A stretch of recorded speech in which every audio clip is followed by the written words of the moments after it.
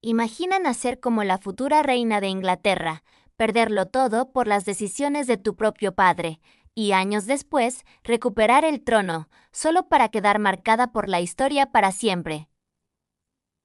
Esta es la historia de María Tudor.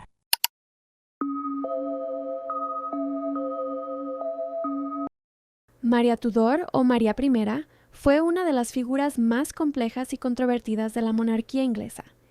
Hija del poderoso rey Enrique VIII y Catalina de Aragón, nació como una princesa, destinada a heredar un gran reino, pero su vida estuvo marcada por traiciones, conflictos religiosos, pérdidas familiares y una lucha constante por conservar su lugar en la historia.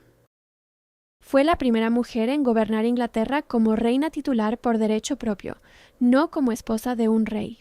Su reinado duró apenas 5 años entre 1553 y 1558, pero dejó una profunda huella, debido a sus intentos de restaurar el catolicismo y a la persecución de los protestantes que ocurrió durante su gobierno, lo que le dio el nombre de María la Sanguinaria entre sus enemigos. Sin embargo, detrás de esa imagen existe una mujer que pasó de ser una princesa admirada y querida, a convertirse en una reina, marcada por la inseguridad, las heridas personales y el deseo de recuperar el mundo que había perdido en su juventud. María nació el 18 de febrero de 1516 en el Palacio de Greenwich, Inglaterra. Fue la única hija sobreviviente del matrimonio entre Enrique VIII y Catalina de Aragón. Desde pequeña recibió una educación excepcional para una mujer de su época. Su madre, Catalina, se aseguró de que María aprendiera idiomas, historia, música, filosofía y religión. Durante sus primeros años fue considerada una de las princesas más importantes de Europa. Su padre la adoraba, y aunque esperaba tener un hijo varón que heredara el trono, durante mucho tiempo María fue vista como una posible futura gobernante. Cuando tenía apenas 2 años comenzaron las negociaciones para casarla con otros miembros de la realeza. Su matrimonio era considerado una herramienta política porque Inglaterra buscaba fortalecer alianzas con otros países.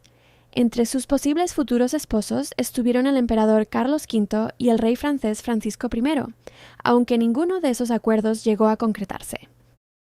Uno de los acontecimientos que marcaría toda la vida de María ocurrió cuando Enrique VIII comenzó a cuestionar su matrimonio con Catalina de Aragón.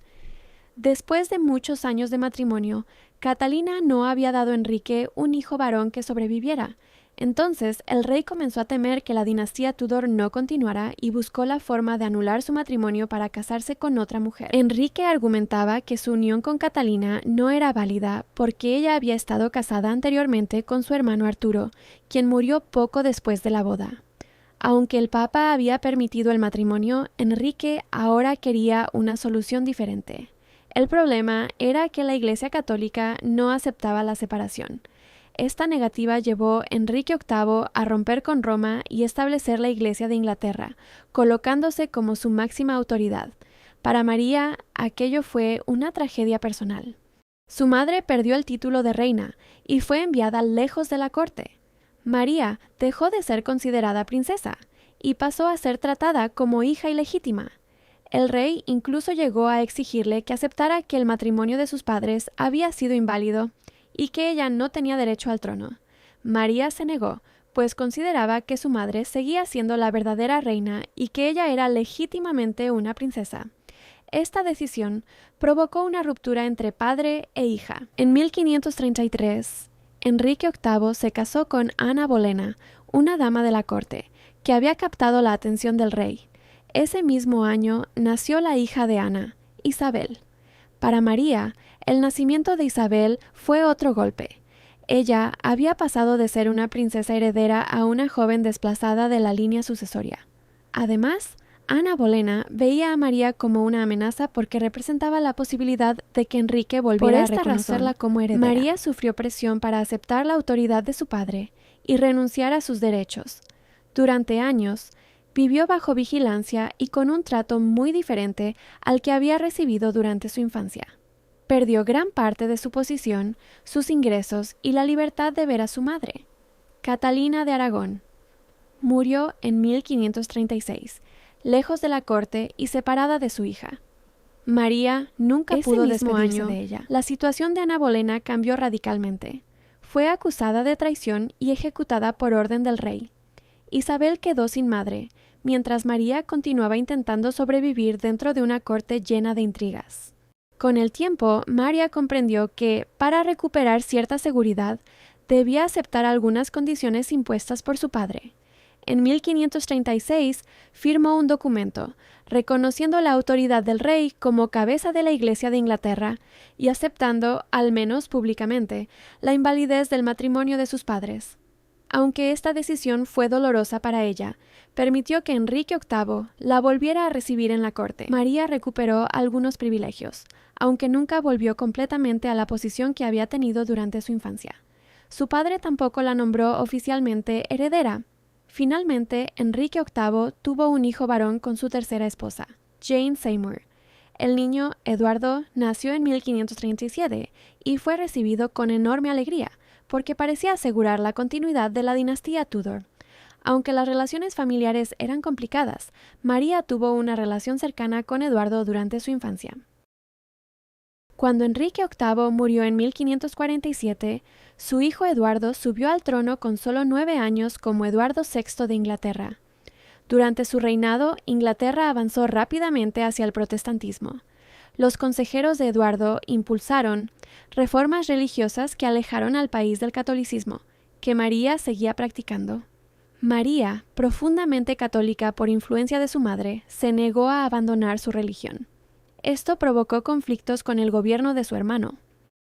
Durante esos años, María vivió bajo la amenaza de ser castigada por sus creencias. Sin embargo, Eduardo nunca permitió que fuera ejecutada ni tratada como enemiga. La salud del joven rey comenzó a deteriorarse y murió en 1553, a los 15 años. Antes de morir, Eduardo intentó impedir que María heredara el trono porque temía que restaurara el catolicismo. En su lugar, apoyó como su asesora a su prima protestante, Lady Jane Grey.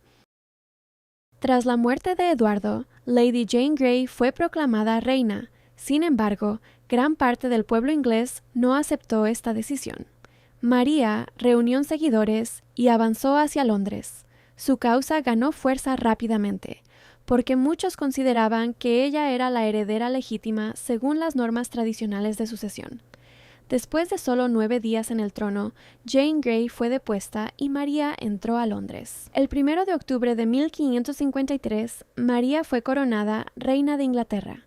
A los 37 años, cumplía el sueño que había parecido imposible durante décadas: convertirse en la gobernante de su propio reino. El principal objetivo de María como reina fue devolver a Inglaterra al catolicismo. Ella consideraba que las reformas religiosas iniciadas por su padre y continuadas por Eduardo habían alejado al país de la verdadera fe. Por ello, restauró la autoridad del Papa y eliminó muchas leyes protestantes. Al principio tuvo bastante apoyo, especialmente entre quienes habían sufrido los cambios religiosos anteriores. Sin embargo, su política religiosa generó una fuerte división. Muchos protestantes fueron perseguidos y algunos fueron ejecutados por negarse a abandonar sus creencias. Más de 200 personas murieron durante su reinado por motivos religiosos, principalmente mediante condenas de herejía. Aunque María no fue la única monarca europea de su época que persiguió opositores religiosos, su nombre quedó especialmente asociado a estas acciones. Uno de los mayores desafíos de María fue decidir con quién casarse. Como reina, necesitaba un esposo que pudiera ayudar a fortalecer su posición y asegurar una descendencia que continuara la dinastía Tudor. Finalmente, eligió casarse con Felipe II de España, hijo del emperador Carlos V. El matrimonio fue muy impopular en Inglaterra. Muchos temían que Felipe tuviera demasiado poder y que Inglaterra terminara controlada por España. La boda se celebró en 1554. Sin embargo, la relación entre ambos no fue cercana. Felipe pasó gran parte del tiempo fuera de Inglaterra y la pareja no tuvo hijos. María deseaba desesperadamente tener un heredero. En 2 ocasiones creyó estar embarazada, pero en realidad probablemente se trataba de problemas de salud relacionados con su edad y su estado físico. La ausencia de un hijo fue una de las mayores decepciones de su vida, porque significaba que, tras su muerte, el trono pasaría a Isabel, una protestante.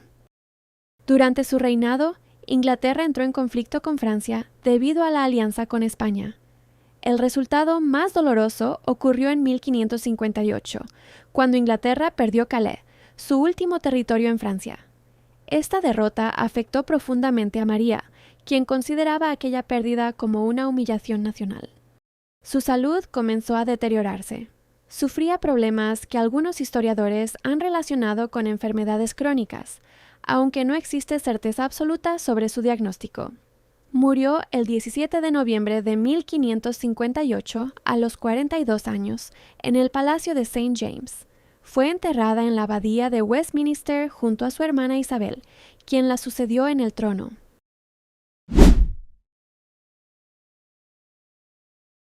Recibió el apodo de Bloody Mary debido principalmente a las ejecuciones de protestantes que ocurrieron durante su reinado, aunque el apodo no surgió mientras ella vivía, sino que fue consolidándose después de su muerte. Para comprender su origen, es importante mirar el contexto religioso de la Inglaterra del siglo XVI. Cuando María llegó al trono, Inglaterra llevaba poco más de 20 años atravesando una enorme transformación religiosa. Su padre, Enrique VIII, había separado al país de la Iglesia Católica para poder divorciarse de Catalina de Aragón y casarse con Ana Bolena. María, que había sido criada como una católica devota por su madre Catalina, consideraba estas reformas como una ruptura con la religión verdadera. Cuando se convirtió en reina, su objetivo principal fue restaurar el catolicismo en Inglaterra. Durante su gobierno se aprobaron leyes contra quienes rechazaban la autoridad de la Iglesia Católica restaurada. Los protestantes que predicaban o defendían públicamente sus creencias podían ser acusados de herejía. En su época, las persecuciones religiosas no eran exclusivas de Inglaterra. Muchos gobiernos europeos, tanto católicos como protestantes, castigaban severamente, lo que consideraban herejía, porque la religión estaba directamente relacionada con el poder político y la estabilidad del reino. Curiosamente, el apodo de Bloody Mary también fue utilizado por sus enemigos políticos. Muchos protestantes que apoyaban a su hermana Isabel tenían interés en presentar a María como una tirana y justificar el regreso del protestantismo. Tras la muerte de María, Isabel restauró la Iglesia protestante y su gobierno promovió una visión donde el reinado anterior era visto como un periodo de oscuridad. Así nació una de las imágenes más duraderas de la historia inglesa, la de una reina obsesionada con imponer su religión mediante la violencia.